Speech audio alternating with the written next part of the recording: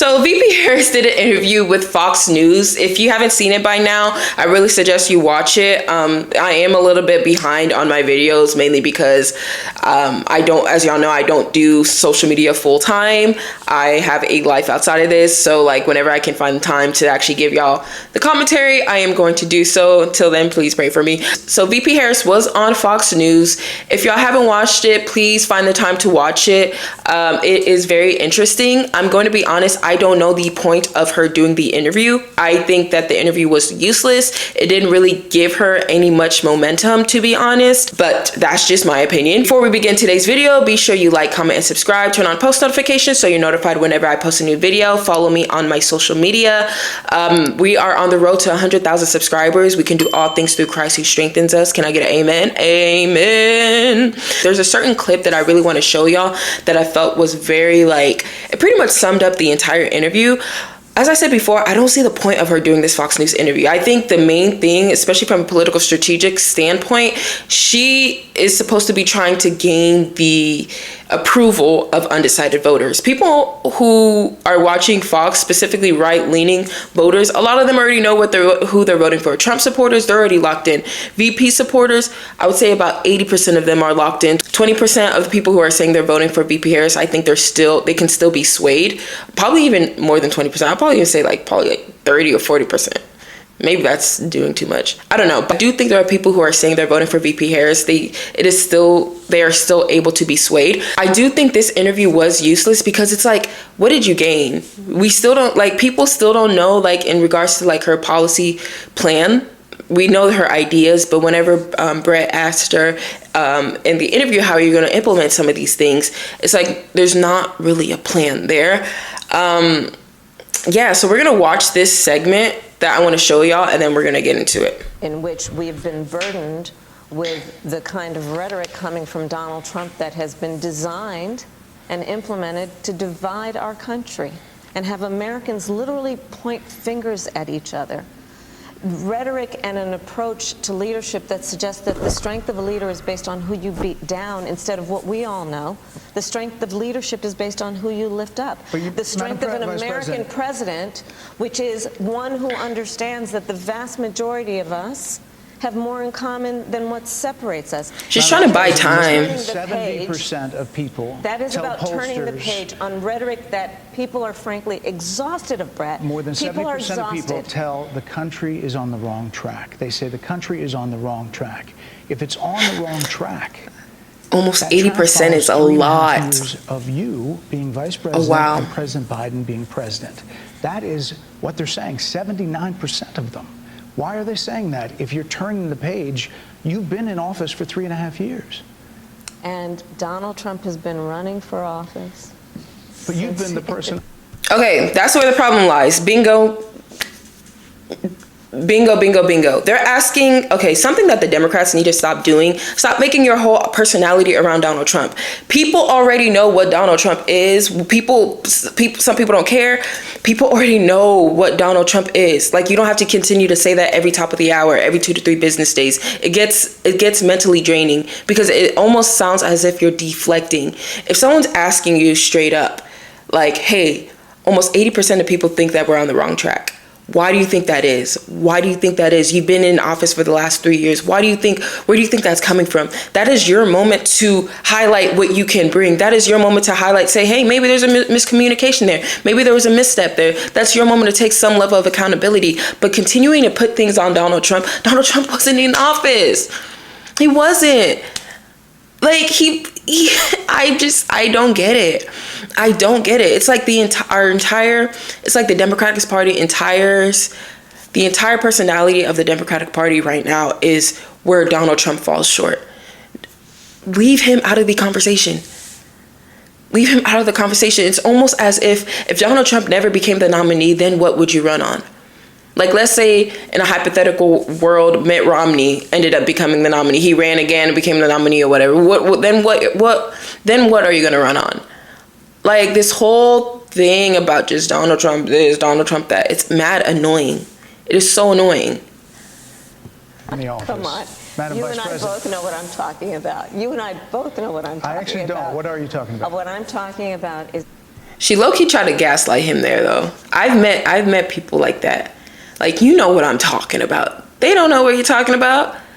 They don't know what you're talking about. Don't gaslight. That over the last decade, people have become. But listen, over the last decade, it is clear to me, and certainly the Republicans who are on stage with me, the former chief of staff to the president, Donald Trump, former defense secretaries, national security advisor, and his vice president. One, that he is unfit to serve, that he is unstable, that he is dangerous, and that people are exhausted with someone who professes to be a leader who spends full time demeaning and engaging in.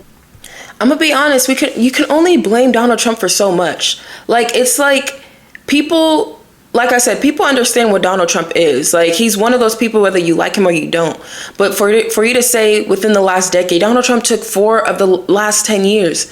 What about the other 6? What about the other 6? And it's so, like, it's just mentally draining. Because sometimes as people, we actually generally want answers. Like, without bringing Donald Trump's name into it, like, can you answer the question? Can you answer it? Personal grievances and it being about him instead of the American people. People are tired of that. If that's the case, why is half the country supporting him? Why is he beating you in a lot of swing states? Why, if he's as bad as you say, that half of this country is now supporting this person who could be the 47th president of the United States? Why is that happening? That's a solid question. Is it an election for president of the United States? It's not supposed to be easy. I know, but it's not supposed to be. It is not supposed to be. This is where I say the Democrats are literally missing the point from a strategy standpoint. This is why I continue to say, stop trying to run based off of where Donald Trump goes wrong. Like, stop running off that. Like, whole personality. Oh, Donald Trump done did. Donald Trump did that. It's like, okay, cool, calm, collected. Now what you gonna do? What you gonna do? Have an interview without bringing up his name. How about that? Sorry, the truth hurts. Like, what he just asked is, you're saying he's this bad, but yet again, he's keeping up with you in the polls. So at some point, you have to take a step back and be like, okay, maybe it's less about him and more about where I'm lacking. Maybe it's less about him or where I need to improve more so that I can win the trust of the American people. So I can win the approval of the American people, so I can increase my credibility. Because at some point you have to stop saying Donald Trump is this, Donald Trump is that. A little bit more than 50% of people support this man in this country. So you're already dismissing half of Americans. Your goal is to win the undecided voters. Your goal is to sway the decisions and opinions of other people. You're trying to sway, you're trying to bring them in. So you're just saying, oh, he's this, he's that, and third. They already know what he is. They're trying to figure you out. They're trying to figure you out, and you're just missing the beat every time. But hey, what do I know? So are they misguided, the 50%? Listen, are they stupid? What is it? I would never say that about the American people. And in fact, if you listen to Donald Trump, if you watch she did say she did say allegedly that Gen Zs, we weren't the smartest ones around. But I digress. Teenagers, I think she said. He's the one who tends to demean and belittle and diminish the American people. He's the one who talks about an enemy within, an enemy within. Talking about the American people, suggesting he would turn the American military on the American people. We asked that question to the former president today. Harris Faulkner had a town hall. All right, I'm gonna stop it there. The reason why I wanted to show y'all this clip is because this pretty much sums up the entire interview, or the dynamic of the entire interview. Before I even get into that, apparently this was reported by Brett that VP Harris and her team actually came in about 10, 15, pushing 20 minutes late. The interview was supposed to be longer, but they had to just dive right in because of the time that was causing the time conflict. Not even time conflict, just them being late. And then they were trying to push. They were trying to push for, I think, like a 15-minute interview or something along the lines, or 20-minute interview. He reported on it. I forgot the specific number, but yeah, the interview was cut short. But me showing this clip is to pretty much show y'all like the dynamic of the entire interview. It was mainly just Donald Trump, Donald Trump, Donald Trump. It wasn't, that's why I was saying, like, I don't see the point of this interview. I genuinely don't see the point of it. Like, what, she could have just utilized her time elsewhere. Like, honestly speaking, like, because all her responses was somehow connected to, okay, Donald Trump is bad. You know how tired people are? You know how tired people are of just hearing that? Even Donald Trump's number one enemy is probably tired of hearing it every top of the hour how bad he is. Like, what people know is what people know, and what people choose to believe is what people choose to believe. Like, you're missing your mark. I do think Brett did a pretty good job when it comes to, like, zoning in and, like, okay, you said this, you said that, with especially with his line of questioning. But yeah, that's my opinion on it. Let me know your thoughts on the comments down below. Do you think that this interview helped her? If you did, please explain why, because I don't think it helped her. I genuinely don't think it helped her.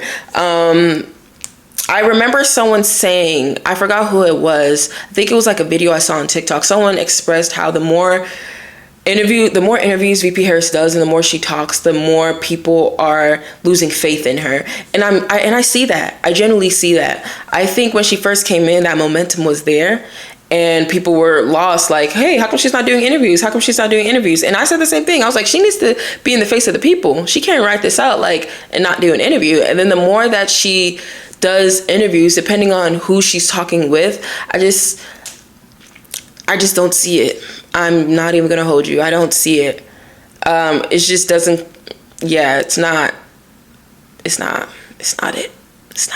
But let me know your thoughts in the comments down below. Be sure you like, comment, subscribe, turn on post notifications so you're notified whenever I post a new video. Follow me on my social media. I love y'all all. God bless y'all. This is Udoy, connecting people with policy. Toodles!